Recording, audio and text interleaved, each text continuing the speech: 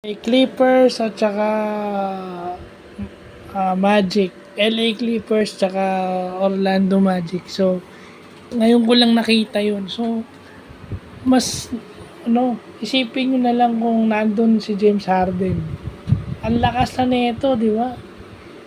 Kawhi Leonard, Paul George, Russell Westbrook, dagdagan mo pa ng Harden. So, ang lakas na nila.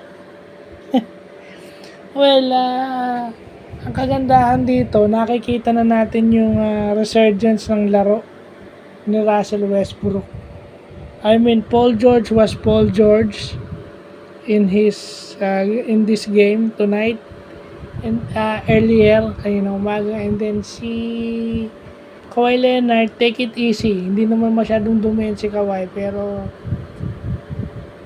yung mga tira niya is hindi pinapuwersa, kumbaga, kasi may katulong na siya tatlo o dalawa, then parating pa si Harden tatlo. So isipin nyo na lang gaano katindi yung opensa nito ni LA Clippers. At saka syempre yung pick and roll offense ng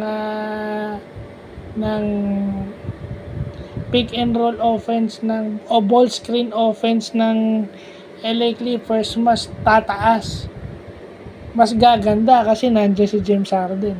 Alam niyo naman ball screen offense master itong si James Harden.